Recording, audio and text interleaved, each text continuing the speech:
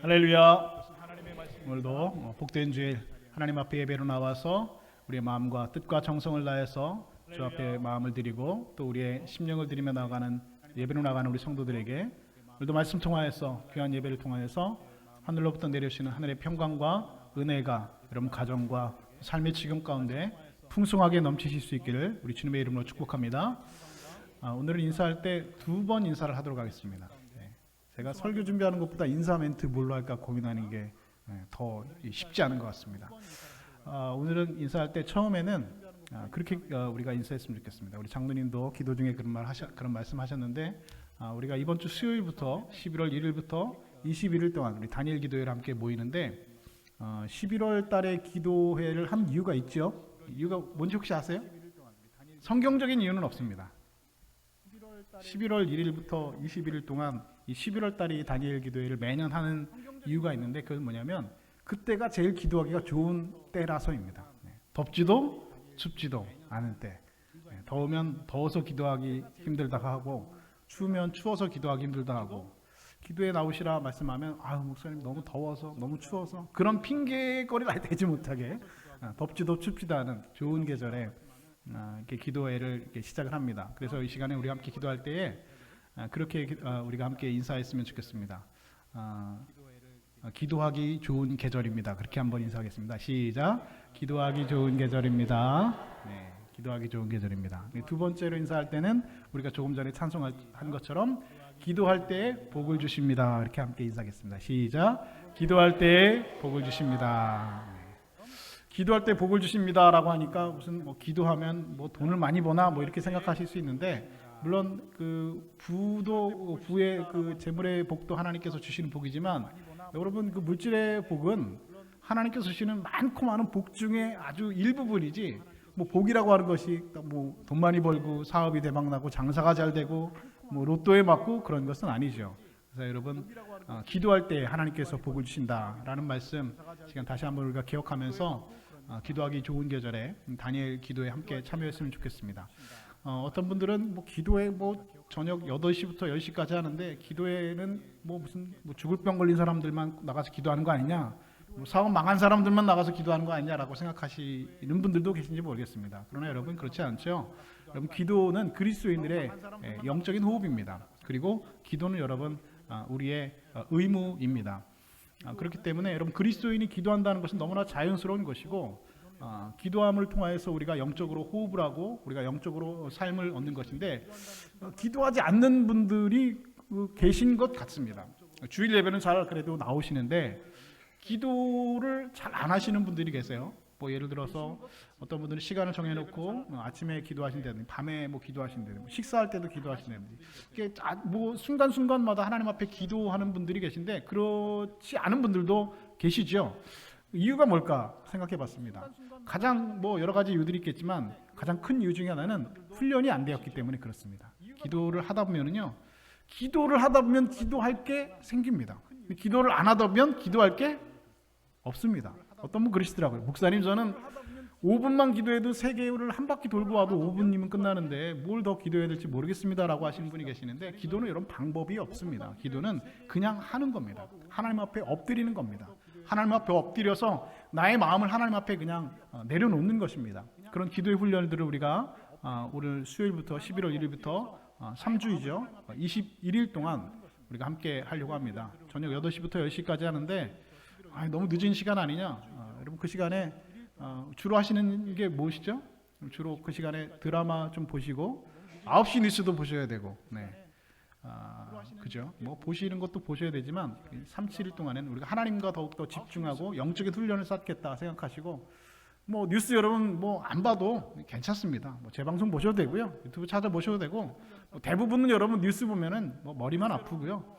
화만 나고요. 그런 일들이 많이 있습니다. 허무한 소식들 뉴스라고 우리에게 전해지는데 이 세상의 소리에 이 시간 우리가 귀를 닫고 하나님 앞에 우리가 더욱 집중하고 우리의 귀를 영적인 귀를 넓게 펴서 오늘도 들을 귀 있는 자는 들을지어다 말씀하신 하나님의 음성 응답받는 기도 되어지는 여러분 되실 수 있기를 다시 한번 주님의 이름으로 축복합니다. 오늘은 기도 응답의 임계점이라는 말씀으로 하나님 말씀을 전하겠습니다. 임계점이라는 말이 처음 듣는 분들도 계실 것 같아서 말씀을 드립니다. 임계점이라는 말은 액체가 기체로 변하는 압력과 온도를 말하는 것입니다. 예를 들어서 우리가 이 냄비에다가 물을 붓고 가스레인지에 올려서 불을 켜면 물이 점점 뜨거워지고 온도가 올라가다가 어느 순간 끓기 시작하는데 물이 몇 도에 끓죠? 100도가 되면 끓습니다. 그것을 여러분 이 수증기가 되어서 100도가 되면 끓는다는 것을 그래서 끓는 점이라고 합니다.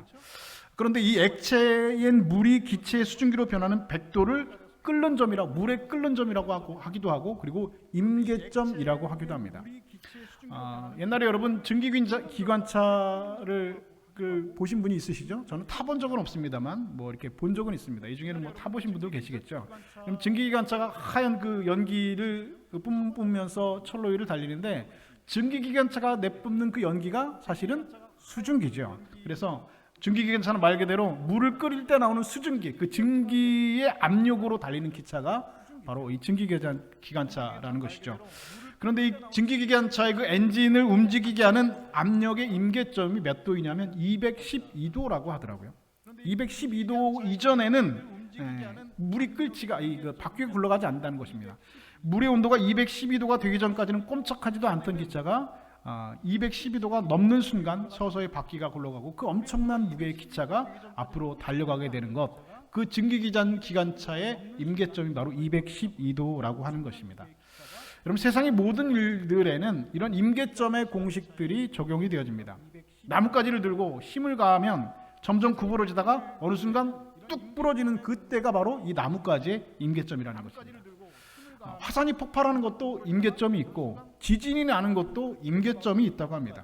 겉으로는 아무 일이 없는 것처럼 평온한 것처럼 보이지만 속에서는 점점 끓어오르고 있다라는 것입니다. 그러다 어느 순간 임계점에 도달하면 쾅 하고 터져나오는 것, 이것을 여러분 우리는 화산의 지진이라고 하기도 하고 화산 폭발이라고 말하기도 합니다. 이렇게 여러분 자연계뿐만 아니라 우리의 삶에도 역시 임계점이라는 공식은 그대로 적용되는 부분들이 굉장히 많이 있습니다. 여러분 기억하신지 모르겠지만 MBC 그 앵커 중에 백지연 아나운서라고 계셨죠. 이분이 온누리교회 집사님이신데, 이분이 몇 년 전에 쓴 책 중에 자기 설득 파워라고 하는 책이 있는데, 이 책을 보면 이분이 그 아나운서, 그 앵커 생활을 하면서 수많은 국내외 그 유명 인사들을 만나서 인터뷰를 하면서 이 성공한 사람들이 가지고 있는 한 가지 공통점을 발견했다고 합니다. 그 공통점은 무엇이냐? 성공한 사람들은 하나같이 똑같이 다 공통적으로 임계점을 통과한 사람들이라는 것입니다. 임계점 앞에서 멈추느냐 아니면 그것을 뛰어넘느냐에 따라서 1%의 성공과 그렇지 않은 99%로 정확하게 갈라진다라고 하는 말을 하고 있습니다. 그럼 임계점의 공식은 우리의 삶에도, 그리고 우리 믿음 생활, 우리 신앙 생활에도 그대로 적용되어집니다. 성경에 보면 하나님께서 아브라함을 불러서 말씀하셨습니다. 내 아들, 내 사랑하는 독자 이삭을 번제로 드려라. 번제가 여러분 무엇입니까? 번제라는 말은 우리가 일반적으로 상상하는 그냥 태워서 드리는 제사가 아니라 제물을 죽이고 그리고 그 피를 제단에다 뿌린 다음에 그냥 제단을 올리는 것이 아니라 각을 뜨는 겁니다. 그러니까 뼈와 살을 분리해내서 각을 떠서 그 위에 이 제단 위에 올려서 불에 태워서 하나님 앞에 온전히 올려드리는 제사가 이 번제라는 겁니다. 그런데 그 아들을 번제로 올려드리라는 것이죠. 근데 여러분 가만히 보면 하나님께서는 아브라함이 그 아들 이삭을 얼마나 사랑하고 있는지를 누구보다도 잘 알고 계셨습니다. 그래서 하나님께서는 내 아들이라고 하지 않고 내 아들, 내가 사랑하는 독자라고 말씀하셨다는 것이죠. 그러니까 하나님께서는 아브라함에게 이 아들 이삭이 가지고 있는 의미가 무엇인지 알고 있습니다. 얼마나 그 아브라함이 아들 이삭을 사랑하고 있는지, 그리고 그에게 독자인 것인지 하나님 너무나 잘 알고 계셨습니다. 그런데도 하나님께서는 그 아들, 내가 사랑하는 독자 이삭을 번제로 드려라 말씀하고 계신 것입니다. 도무지 이해가 되지 않지요.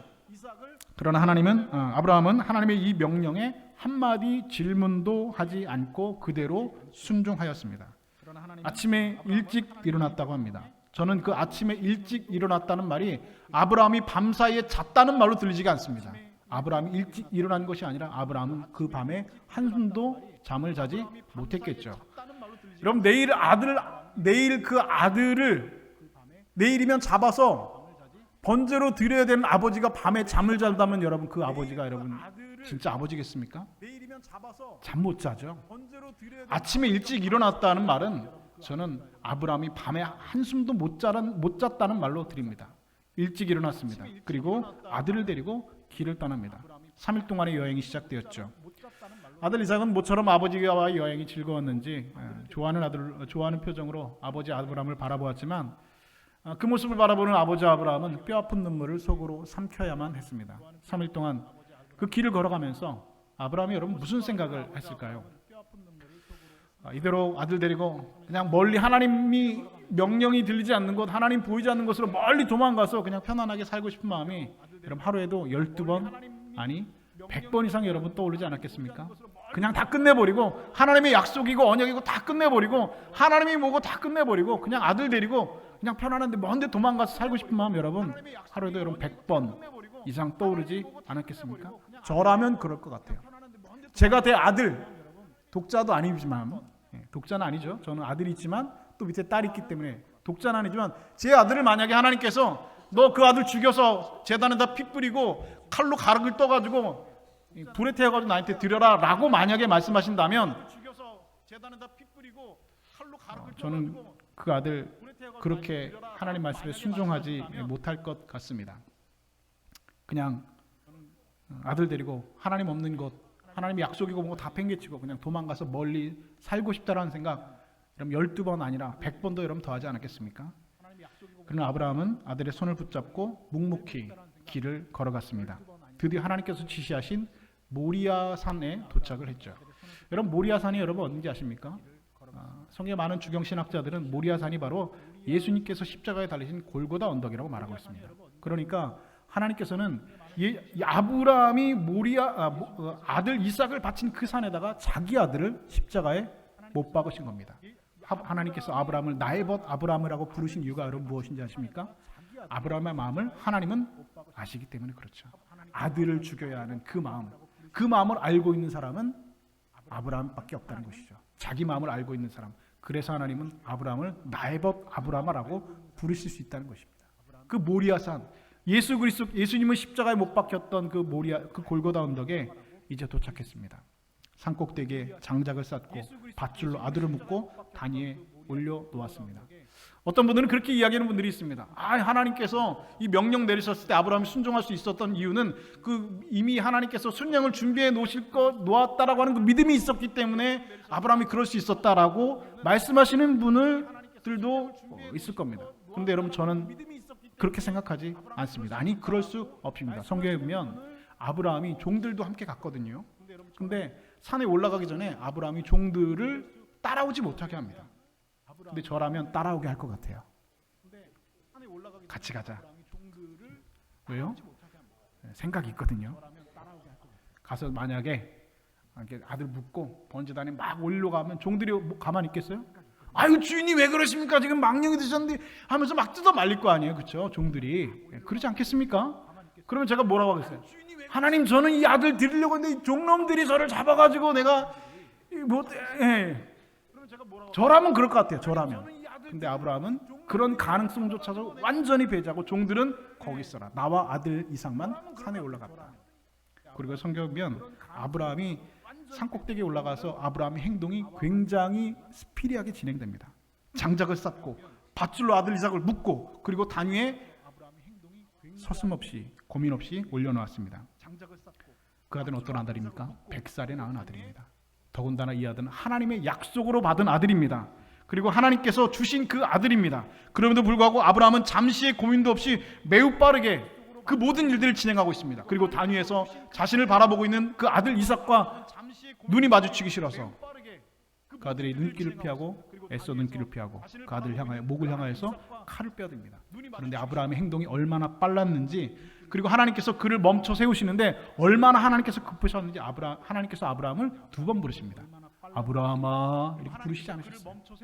물론 성경에는 이제 내용이 어떤 마음으로 하나님께서 부르셨는지 우리가 정확하게 알 수 있지만 분명히 하나님께서는 아브라함을 아브라함아라고 이렇게 부르지 않으셨어요. 2번 부르셨죠? 어떻게 부르셨을까요? 아브라함아 아브라함아. 얼마나 급했는지. 왜냐하면 정말로 죽일 것 같았거든요. 칼을 빼드는데 하나님께서 부르시죠. 아브라함아 아브라함아 그 아이에게 내 손을 대지 말라. 그에게 아무 일도 하지 말라. 하나님께서 아브라함의 손을 붙드셨습니다. 그리고 하나님께서 말씀하십니다. 내가 내 아들 내 독자까지도 내게 아끼지 아니하였으니 내가 이제야 내가 하나님을 경외하는 줄 아노라. 여러분, 이것이 아브라함이 뛰어넘어야 할 임계점이었습니다. 그의 믿음의 임계점, 바로 아들 이삭을 드리는 것.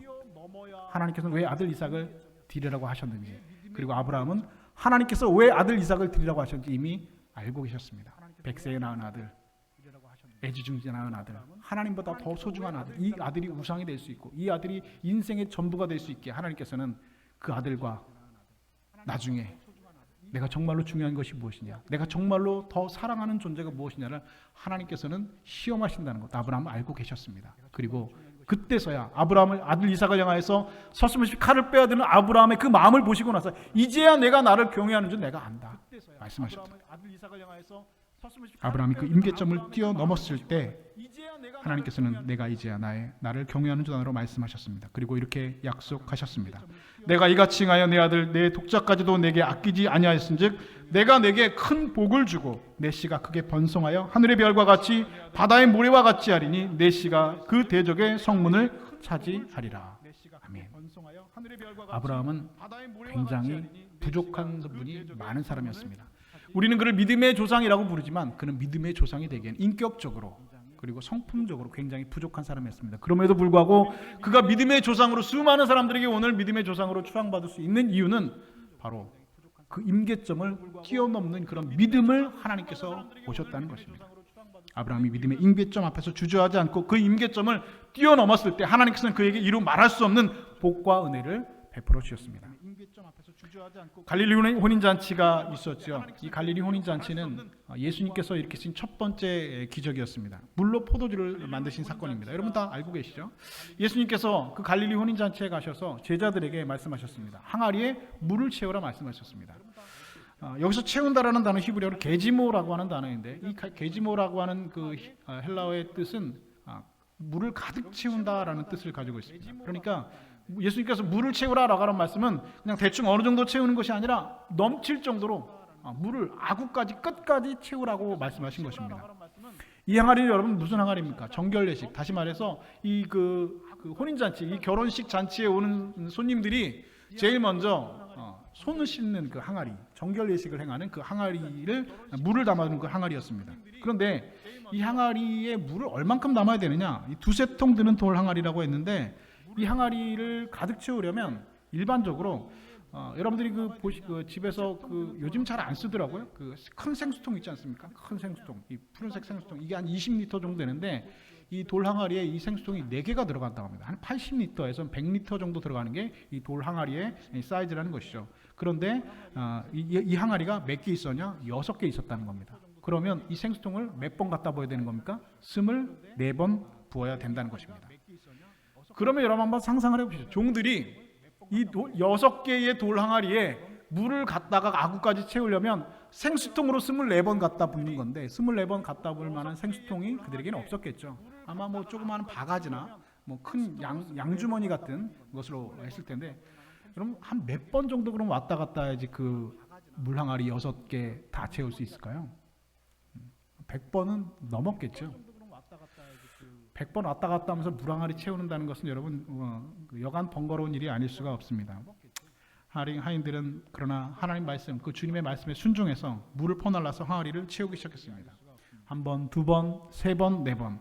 커다란 항아리는 좀처럼 채워지지 않습니다. 물을 채우면서 그 하인들 무슨 생각했을까요? 분명히 그 하인들 중에 저처럼 똑똑하고 그리고 합리적이고 저처럼 아주 그 정상적인 사람들은 이런 생각했을 겁니다. 아니 포도주가 떨어진 것도 아니고 손 씻는 항아리에 물이 떨어진 것과 포도주하고 무슨 상관이 있다고 여기다 물을 채우라고 하는데 난 도무지 이해가 안 된다. 포도주통에 물을 채우라고 하면 그래도 좀 이해가 되겠는데 포도주통이 아니라 이 손 씻는 물통에다가 물을 채우라는 게 무슨 말이냐 이게. 이 고생스럽게 이걸 가득 다 채워야 되냐? 그냥 채우는 식만 하자. 그냥 어느 정도만 채우자 라고 말할 것 같습니다. 얼마나 여러분 합리적이고 실용적이고 똑똑한 생각입니까? 그런데 아이들은 그런 생각을 떨쳐버리고 순종해서 묵묵히 물을 퍼다가 항아리를 채웠습니다. 그들도 이해는 되지 않았습니다. 상식적으로 말이 되지 않는 것 알고 있었습니다. 비합리적이라는 것 알고 있었습니다. 그럼에도 불구하고 그 말씀에 순종했습니다. 드디어 항아리 물이 가득 채워졌죠. 성경은 아귀까지 물이 채우니라고 말씀하고 있습니다. 물이 넘칠 정도로 그 항아리에 가득 채워졌습니다. 그러자 예수님께서 말씀하십니다. 이제는 떠서 연회장에 갖다 주라. 하인들은 항아리에 물을 떠서 연회장에 갖다 주었습니다. 그러나 그들이 채웠던 항아리의 물은 이미 포도주로 바뀌어져 있었습니다. 최상급 포도주로 바뀌었다. 성경은 기록하고 있습니다. 그러면 한번 생각해 보실까요? 한번 상상해 보시죠. 이 포도주, 이 항아리에 담긴 물이 포도주로 변했는데 언제 그러면 포도주로 변했을까요? 하인들이 물을 떠다가 항아리에다 담는 순간 이 물이 포도주로 변했을까요? 아니면 떨어지면서 포도주로 변했을까요? 언제 이 물이 포도주로 변했을까요? 저는 항아리에 아구까지 물이 가득 찬 바로 그 순간 포도주가 물로 변했을 것이라고 생각합니다. 하인들이 예수님 목을 채우는 것을 예수님께서는 바라보고 계셨습니다. 그리고 예수님께서 아구까지 물을 채우니 이제는 무슨 말입니까? 예수님께서 그 하인들이 물을 갖다 왔다 이렇게 하는 것을 보고 계셨다는 겁니다. 그리고 나서 항아리에 아귀까지 물이 찰랑채워지는 그 순간 물을 포도주로 만드셨습니다. 여러분, 그래서 예수님께서 첫 번째 일으키신 그 기적의 사건의 주인공, 그 가나안의 혼인잔치의 주인공은 신랑 신부가 아니었습니다. 그 혼인잔치의 주인공은 누구였습니까? 바로 물동이를 지어나는 하인들이었습니다. 지금 포도주가 떨어졌다고 난리 나는데 난데없이 손 씻을 물을 담아두는 돌 항아리에 물을 채우라는 것, 저들도 이해되지 않았습니다. 하지만 그들은 물을 지어 날랐습니다. 가득 채우라는 말씀에 순종해서 항아리 아귀까지 물을 채웠습니다. 이것이 그들이, 그 하인들이 넘어야 할 임계점이었습니다. 자기들 스스로 이만하면 됐다라고 하는 것이 아니라 도무지 이해되지도 않고 말도 되지 않고 상식적이지 않는 그 주님의 말씀에 온전히 순종해서 아귀까지 물을 채우는 것, 이것이 그들이 넘어야 할 임계점이었습니다. 그들은 임계점을 뛰어넘었습니다. 그리고 자신들이 지어나른 그 물이 포도주로 변하는 기적을 맛보게 되었습니다. 저들은 첫 번째 예수님의 기적의 목격자가 되었습니다. 여러분, 신앙생활 하시면서 하나님을 경험하시고 하나님을 만나실 때 꼭 생각하셔야 될 것이 하나가 있습니다. 하나님은 사람이 아니다라는 것입니다. 하나님 우리의 생각과 다르다는 것입니다. 하나님 외에는 우리의 길과 다르다는 것입니다. 하나님은 우리보다 훨씬 더 초월적인 분이시고 우리의 지식과 이성을 뛰어넘는 분이십니다. 하나님과 우리가 같을 거라는 생각 하시면 안 됩니다. 하나님은 비상식적인 분입니다. 하나님은 원래 이해가 되지 않는 분입니다. 성경에 나타난 믿음의 사람들, 하나님 이해한 사람은 한 사람도 없습니다. 다윗이 하나님 이해했을까요? 욥이 하나님 이해가 됐습니까? 모세가 하나님 이해가 됐을까요? 오늘 성경에 나타난 아브라함이 하나님 이해했을까요? 그들은 하나님을 이해하지 못했습니다. 그들은 하나님을 이해하지 못하고 하나님을 믿었던 사람입니다. 하나님 결코 상식적인 분이 아닙니다. 여러분의 생각과 여러분의 상식의 수준에서 말씀하시는 분이 아니라는 겁니다. 그분은 하나님이시고 그분은 온 천지 만물의 영광 가운데 계신 천지 만물의 주인이 되신 분입니다. 우리의 생각과 우리 이성과 우리의 경험으로 그분의 생각과 경륜을 재단하려고 한다면 여러분, 그것은 크나큰 교만이고 하나님 앞에서 이를 말할 수 없는 범죄와 같은 것입니다. 하나님은 이해할 수 없는 분, 하나님 상식적이지 않는 분, 하나님 우리의 생각을 뛰어넘는 초월적인 분이라는 사실을 여러분 다시 한번 기억하시는 여러분 되실 수 있기를 주님의 이름으로 축복합니다. 오늘 그 하인들은 이해할 수 없는 그 주님의 말씀에 순종하였을 때 그 가나안 혼인잔치의 첫 번째 그 기적의 목격자가 되었습니다. 특별히 오늘 본문 우리가 드리는 기도가 응답받는 임계점에 대해서 말씀하고 있죠.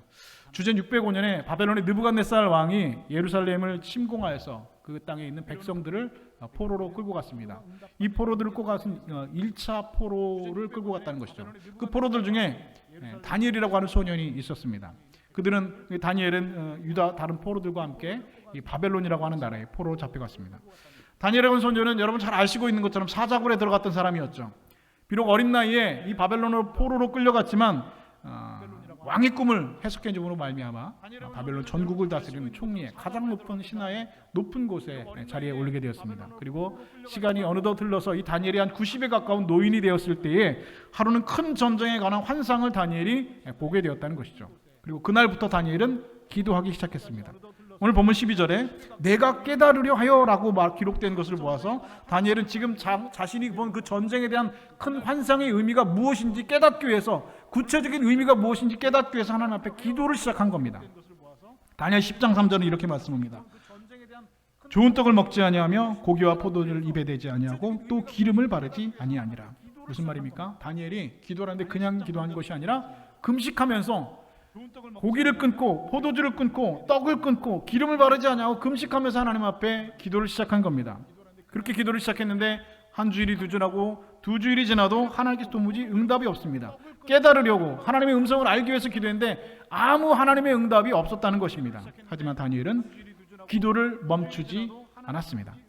그렇게 기도를 시작한 지 21일째 되는 날 다니엘 앞에 한 사람이 나타나서 이렇게 말했습니다. 다니엘아, 두려워하지 말라. 내가 깨달으려야 하나님 앞에 스스로 겸비하여 하기로 결심한 첫날부터. 언제부터요? 첫날부터. 다니엘이 기도한 첫날부터 내 말이 응답받았으므로. 그러니까 다니엘이 기도한 첫날부터 하나님께서는 다니엘에게 응답해 주셨습니다. 내가 내 말로 말미암아 왔느니라. 다시 말해서 이 하나님의 사람이 나와서 말하기를 내가 기도한 첫날부터 내 기도를 하나님께서 응답하셨다는 겁니다. 그런데 다니엘은 계속 있다 했다는 거예요. 응답을 들었다고요? 못 들었다고요? 못 들었다는 겁니다. 다니엘이 기도를 시작한 첫날 하나님의 응답을 받았고 그 응답을 전하기 위해서 내가 왔다라고 그 하나님의 사람은 말했습니다. 그런데 그는 이어서 13절에 그럼에도 불구하고 다니엘의 기도가 응답되지 못했던 이유에 대해서 이렇게 설명하고 있습니다. 우리 본문 13절 말씀 우리 함께 한번 본문 같이 한번 읽어볼까요? 우리 13절 말씀 우리 함께 읽도록 하겠습니다. 시작. 그런데 바사 왕국의 군주가 21일 동안 나를 막았으므로 내가 거기 바사 왕국의 왕들과 함께 머물러 있더니 가장 높은 군주 중 하나인 미가일이 와서 나를 도와주므로 이제 내가 마지막 날에 내 백성이 당할 일을 내게 깨닫게 하려 왔노라. 아멘. 그러니까 기도 응답을 전하려고 왔는데 바사 왕국의 군주가 21일 동안 나를 막았다라고 말씀하고 있다는 것이죠. 바사 왕국의 군주는 누구인가? 바사 왕국은 여러분 어디를 말하는 것입니까? 이 인간의 역사에서는 이 바사 왕국을 페르시아라고 말합니다. 지금의 이란 땅에 해당하는 지역이죠. 그런데 이 바사 왕국의 군주란 말은 바사 나라의 다시 말해서 페르시아의 왕을 말하는 것이 아니라 바사 왕국의 그 세상을 통치하고 있는 바로 사탄을 말하는 것입니다. 앞에 나와 있는 왕이란 단어와 뒤에 나와 있는 왕이란 단어가 서로 완전히 다른 단어입니다. 하나님께서는 다니엘이 기도를 시작한 첫날 이미 그의 기도를 들으시고 응답해 주셨습니다. 그래서 천사를 보내서 하나님의 응답의 말씀을 전해 주려고 했는데 사탄이 그 바사 왕국의 군주가 그 길을 막고 있어서 천사를 붙잡아 두니까 다니엘의 기도가 응답받지 못했고 그리고 그 기도의 응답을 방해받았다는 겁니다. 그러자 하나님께서는 이 문제를 해결해 주시기 위해서 하늘의 군대 장관인 악한 영을 대적하는 전쟁을 지휘하는 미가엘이라고 하는 천사를 보내서 21일 만에 다니엘이 그 기도를 응답받게 되었다라고 오늘 본문은 우리에게 전해주고 있습니다. 그래서 여러분 우리가 다니엘 기도회를 21일 동안 하는 이유가 바로 여기에 있는 겁니다. 21일 동안 다니엘이 기도하다 응답받았기 때문에 다니엘 기도가 21일 동안 하는 겁니다. 만약에 여러분 다니엘이 기도 응답이 없다고 중도에 기도하기를 포기했다면 여러분 그는 하나님의 응답을 받지 못했을 것입니다. 금식하며 눈물로 기도한 그 21일 그것이 그 다니엘이 드렸던 그 기도가 응답받는 기도의 임계점이었다는 것입니다. 여러분 오늘 우리는 영적 세계도 임계점은 분명히 존재합니다.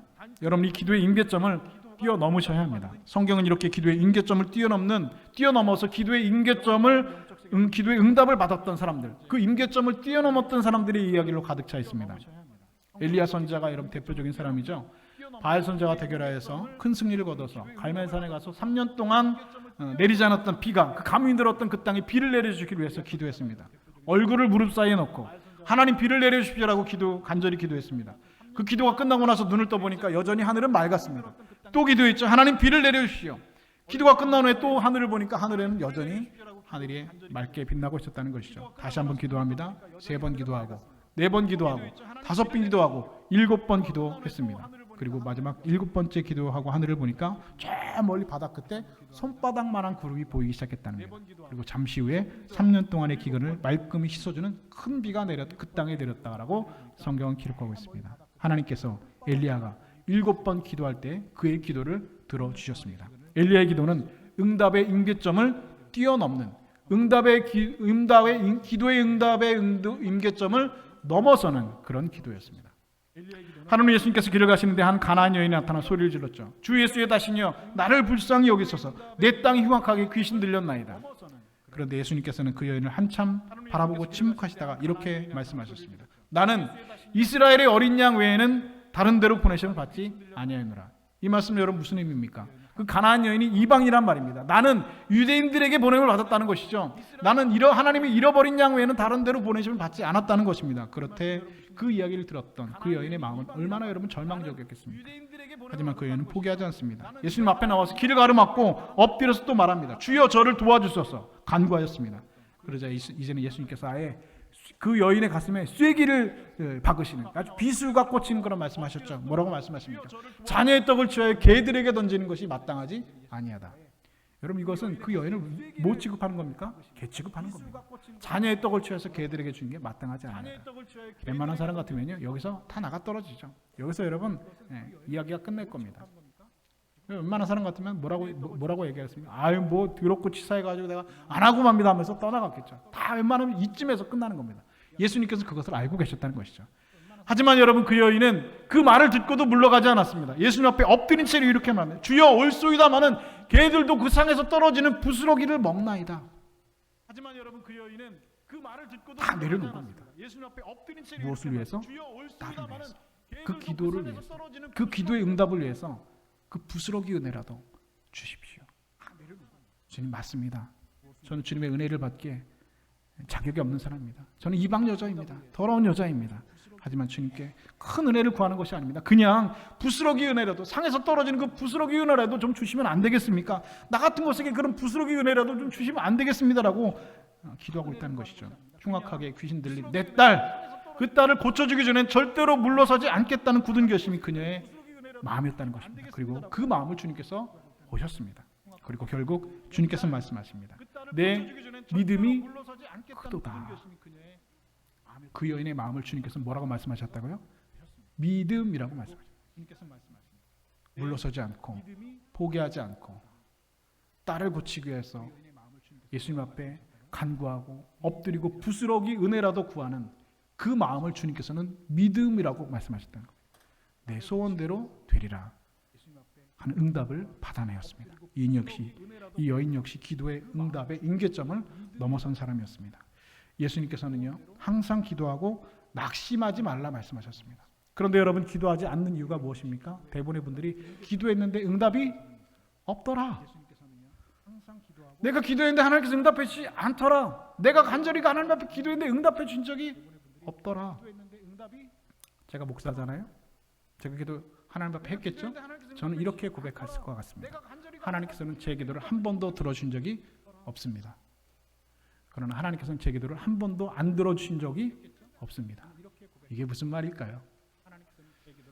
하나님께서는요 제 기도를 단 한 번도 들어주신 적이 없습니다.